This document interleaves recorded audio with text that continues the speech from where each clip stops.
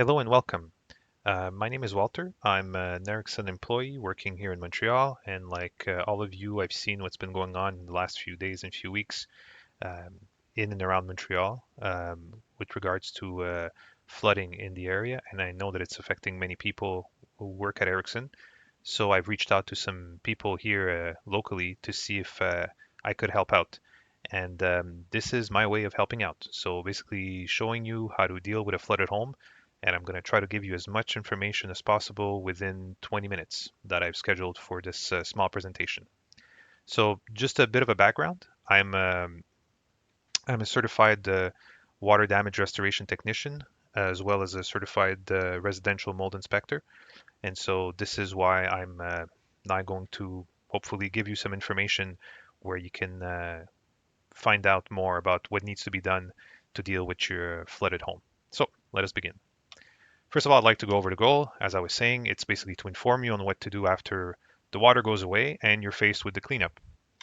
I also want to provide you information if you're hiring professionals so that you will know what they should be doing. A lot of times in some of the jobs that I've worked on, basically we faced homeowners who were in a panic, who didn't really know what should be done with their home, and so we were basically sort of had free reins. We could just tell them anything, and they would most probably go for it. You never make a good decision if you're uninformed or misinformed, and if you're in a state of panic or shock. So this is also a way to give you information so that you're better prepared if you're faced with this situation. So obviously, again, as I was saying, so that you also know what to look for. So if you do hire professionals, this is what you're looking for. Basically, somebody who's certified by the IICRC, which stands for the Institute of Inspection, Cleaning, and Restoration Certification. This is a nonprofit organization out of the US, and it's fully recognized here in Canada, at least in Quebec. And it basically certifies people. So it oversees certification through training, so classes, keeping up with the training, right? So every couple of years you have to prove that you've taken some courses to stay up to date, basically. And so when you do look out for people, what you're looking for is basically something like this. Every certified technician receives one of these cards. What you really want to look for as a minimum is the first one there. So water damage restoration. There might be other certifications, but that's sort of the basic one that you're looking for. Now I'm going to just go over a couple of disclaimers, right? So although I'm an Ericsson employee, I don't represent Ericsson, and so here we go. So Ericsson does not accept any responsibility or liability for the accuracy, content, completeness, legality, or reliability of the information contained in this video. And I'm going to have a disclaimer of my own. So although the information that I'm giving you here is based on the IICRC S500 standard, so this is actually an approved standard, which describes the standard of care for water damage restoration. What I'm providing is general information meant to help you better understand what challenges you're facing, and your particular situation might require actions that, of course, I'm not covering here. Right? I'm not covering 100% of what you might be faced with. So this is on everybody's mind, so I'm going to address it first. A quick note about mold. So mold needs a few things to thrive and survive, if you want. So it needs food and oxygen as a first thing. So it likes things that are sort of cellulose based. So wood, paper, cardboard. It really likes the paper on the drywall, or the basically the what is holding the drywall together, if you want. And obviously it needs oxygen, right? So it's a living organism that consumes food, but it also needs oxygen to live, right? It also needs the right temperature. So most molds will like temperatures, I would say between about 10 degrees Celsius and maybe 35 degrees Celsius. So with the summer that's maybe coming soon, that might actually be the right temperature for mold to actually develop. Something else that it needs, obviously, it's humidity. So water, right? It needs a water source. Without humidity, there's no mold. So also to let you know, mold is all around us. That's not a problem. The problem starts when mold sets in, multiplies, colonizes, which is basically it spreads. And then what it starts to do is it starts to release spores into the air. And these spores are actually most of the time what's going to be harmful to us. So it'll cause you like, sinus infections, throat irritations, things of that nature. This is what you want to basically avoid, right? Um, and just to let you know, even though, there's water damage, it doesn't necessarily mean that there's mold. However, what you want to do is to dry as fast as possible to prevent mold. So you can't take away the food source, you can't take away the oxygen.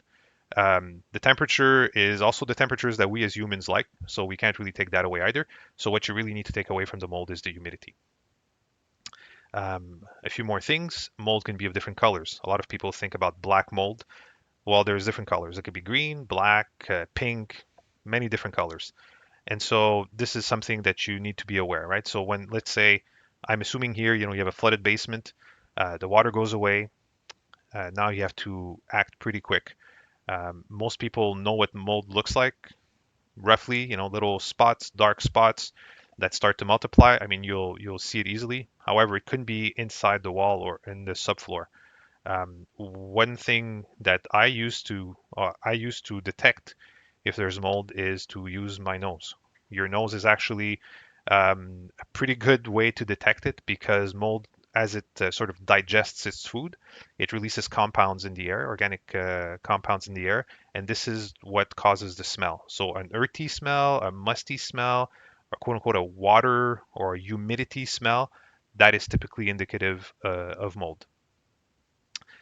Just another note again, if you have a flooded basement because water came in from the street, came in from whatever, if you're on the banks of a river, things of that nature, um, you can air out uh, the environment, but don't use like massive blowers to try to dry your walls or anything like that. We'll get to it a bit later, but basically what you want to do is, let's say you have a fan or a blower, you can put it to sort of push air out of your basement so that it draws fresh air from somewhere else. But if you put it, let's say, on a contaminated wall, it might actually spread the contaminants within your house. So you want to avoid doing that. Now, a quick note about tools, right? So a lot of you are going to probably hire people to take care of this work. So I want you to be a bit informed about what you might see or what you should see. So in the industry, any technician that you deal with would have, I would say, a minimum set of tools, right? So they would have humidity sensors that they might look like this. They might have pins that go into the materials or not. This is basically to determine if the material is wet. And another thing that they'll have is what's called a thermohygrometer, which is basically giving you temperature and humidity, right? So it'll give you the temperature and the relative humidity within your house, your basement, wherever room, whatever is affected. And so with these things, the technician would be, or the people you hire would be able to ascertain what is wet and what is basically damaged and needs to be replaced. Because again, I'm assuming here that we're not just dealing with, your, a pipe breaking in your house. We're dealing with contaminated water. So this is basically what you should be, or you should see people using in order to determine what's wet and if things are drying when they get there, right? So now, if we get more to the practical part, if you want, as part of the training to become a water damage restoration technician, the first thing they teach you is safety. Your main concern is the safety of yourself if you're working in that area and of the occupants of the house, right? So if you'll be doing any cleanup or if you're thinking of doing any work in and around your basement, let's say that's been flooded, then please consider that safety is your number one priority. First thing I'm going to say, be careful of electric shocks. If you have water in your basement, maybe the water is now covering the plugs. There might be a risk of getting a shock or electrocuted if you step into that water. So please do reach out to some electrician who will come in and tell you if it's safe. Potentially they'll cut the electricity to your home so that you can go in and pump out the water and whatever. Basically, you know you don't want to go in and get electrocuted from stepping in water that's quote unquote electrified, if you want. And now another thing, very important, Flood water, again, I'm assuming, it's coming from the river, or it's coming from the street, or it's like, basically it came from your lawn and it's now in your basement. This is considered contaminated water. So it's similar to a sewer backup, right? This water has been going over the ground. There's potentially cat, dog feces, all types of stuff that it's picking up, right? So it's bringing this into your house. This is similar to a sewer backup, essentially contaminated, contains pathogens, bacteria, pollutants, you name it, it's probably in there. You want to avoid as much as possible to come in contact with this type of water. So um, you basically want to use protection, right? And we'll get to it a bit later. I just want to have a note here. Summer's coming, so if the water got inside your AC system or your central ventilation system, uh, even if there's just a couple of inches in there, don't use your system, because what you might be doing is actually sending pollutants into your vents and across your house, and then you might need to have somebody come in and sort of disinfect your whole system, right? So you want to not run it while there's contaminated water or contaminants which are basically inside your system. Now, still continuing with safety, obviously if you're going to take some action yourself, or even if you hire somebody to take action, you should notice them uh, putting these different safety measures in place for themselves and for yourself. So obviously you want to wear appropriate non-slip shoes, ideally steel plated. That's what we use, or we used to use typically when we get into these types of situations, because obviously you don't know necessarily what you'll be stepping on. Sometimes there's a lot of guck on the floor, so you want to make sure that you're protected. Obviously, these are very simple eye protection. You want to use neutral gloves or something similar to protect your hands. And now, if you know that you're going into an environment where there is a lot of mold that's starting, you started to see, little dark spots or pink spots or whatever, and you're suspecting mold, um, please be aware that the N95 masks, which are typically the sort of paper masks that you can buy, will not necessarily protect you against mold spores. The mold spores are actually smaller than the if you want, the mask can filter out. So if you do get into one of these environments and you want to make sure to protect your health, what you want to use is well, first of all, you want to use probably a hazmat suit, depending on the amount of mold that you see, and you want to use what's a respirator with cartridges that are that's the type. It's called P100. This type of respirator, the P100, would actually filter out the mold spores, but it will actually filter out also the smells, right? So the odors. And so, if you have to work in your basement and there's this weird odor, it's probably there's mold involved. You want to use something to make sure that you're protected. And if you do hire professionals and you see that they're not using this, then they're either very careless with their health or they don't necessarily know what they're doing. I'm not going to pass judgment. I'm just going to say that you should be using these types of equipment. Again, now we're going to continue with more practical things. I know I've heard on the news that the government has some programs where they might be reimbursing people for different things. So make sure to document everything, right? You get into your basement, you start throwing stuff out, because it's contaminated, because it's dirty, whatever. You want to throw it out, but document everything, right? So take pictures. If you have things like TVs or whatever, you want to take down serial numbers, maybe model numbers, so that you actually get something similar and you can ascertain what the real value of this item is. Also, if you're ripping out wall coverings or floor coverings, let's say carpet pad. There's many different types of carpet out there, right? Ranging the price range, varies a lot. So what you want to do is maybe keep a sample. By keeping a sample, when you come and say, look, I have 100 square feet of carpet, I mean, you can actually justify the cost to replace. So this is also something important, something people often forget to do. Just another note here on electronic equipment, it might actually be damaged simply by being exposed to high levels of humidity in the air.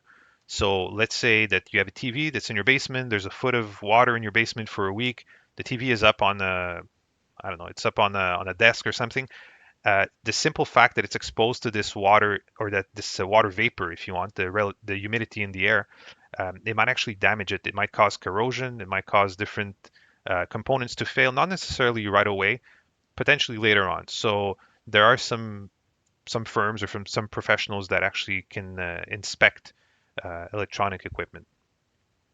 So just something to note.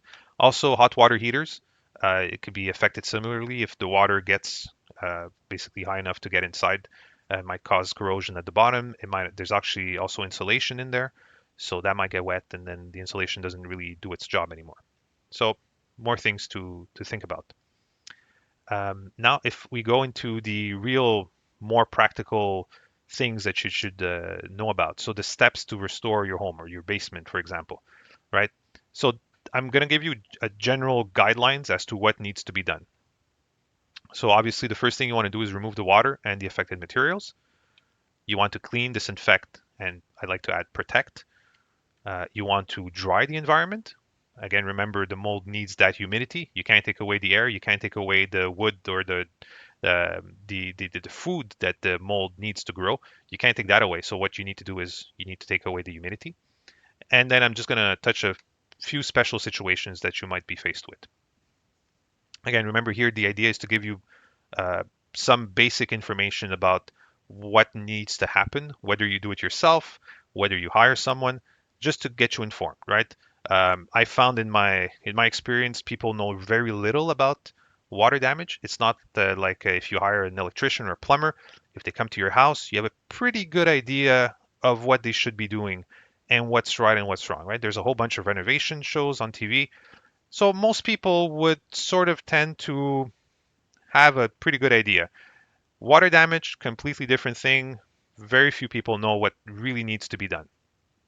So again, I'm giving you information here, and then it's up to you to basically use it and see how this relates to you. So if we get into the first step, so remove the water and the soaked materials. So of course, I'm going to here assume again you have a flooded basement, right? So you want to cut the walls some distance above the water line if you don't know exactly how high the water has soaked up. But typically, you would cut the wall either at 4 feet or 8 feet. And this is simply because the uh, the the boards actually come in 4 by 8 pieces, right? The drywall comes in 4 by 8. So if you cut at 4 feet, then you put it horizontally and you cover 8 feet across. Otherwise, you can put it the other way, or you can put one on top of the other. It's basically this is sort of common practice when you're opening up walls.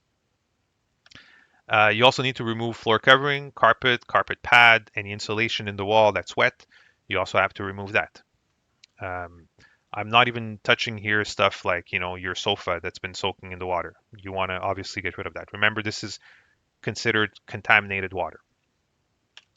The wooden structure, that actually can be cleaned and saved in most cases if it's structurally sound, right? So once you rip off all the covering, you open up the walls, you can save the structure itself. Even if you have a subfloor, you could save the structure itself, but of course you'd have to remove, let's say there's plywood, you'd have to remove the plywood to get to the inside if you want. I'm just going to have a note here. Uh, if you're using a vacuum to pick up the water, the vacuum's exhaust is not typically filtered. And so what you might end up doing is sending contaminants or putting them in the air. And this is true also of commercial equipment. What I'm showing here is what's affectionately called a Ninja.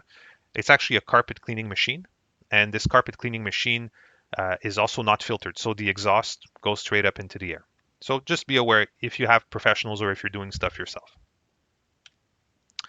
Now, in terms of the cleanup, so the cleanup, we should use bleach because that's the best, right? Actually, no. Please don't use bleach. Bleach can interact with other components. It can send harmful vapors up in the air that can actually be harmful to you and your family. So what you want to use is you want to use a disinfectant. And this disinfectant, it typically, not typically, it has a DIN, a drug identification number to identify it. And what it does is it actually kills 99.999% of pathogens. I'm putting some up here. I have no stake in any of these companies. I just want to make that clear. But these are the types of things that professionals actually use in certain cases. Obviously, there's more, I would say, more specific things that professionals have access to, but this is one of those things where these products are actually pretty good. The ones on the right there, the gloves off and even the mold control, I think that the name gloves off is simply because you can use it. It's that mild if you want that you can use it without gloves. Uh, Mold control is one of those products that is actually not harmful. You can use it. I use it in my kid's bedroom around the windows to control the mold there in the winter time when there's some humidity that forms. It actually, I'm just gonna go a bit more onto this one. You can use it to clean mold, and you can actually use it to spray. Let's say you spray it on wood, and as long as the product is there, the mold can't grow back. So that's some of the types of disinfectants that you should be using for the cleanup. Now, if we just touch a bit on cleaning up the structure, so once you've ripped off the wallboard or the drywall, once you get inside, so ideally you'd brush the dirt off and you'd rinse thoroughly the wood, the concrete on the floor. If you have metal studs, same idea. You want to make sure that you get in and behind, around every stud. You don't want any guck left in there, right? So you want to get rid of that. Same thing if you hire professionals, make sure that they do a good job cleaning up, right? You can also clean plywood. If the water has not deteriorated the structure of the plywood itself, but most probably you'd want to replace it if it's been soaking in water for, let's say, a week or whatever.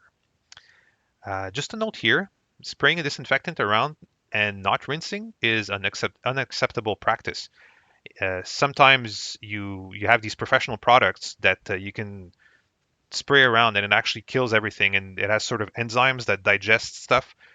But my beef with just leaving stuff there is, would you lather up in the shower and not rinse, right? You wouldn't just get out of the shower, you'd rinse. So you must, at least from what I know, it's always a good idea to get rid of even dead pathogens or dead bacteria. You want to get rid of them, right? You don't want to have any problems in the future. So once you've done all of this, then you can get to the drying.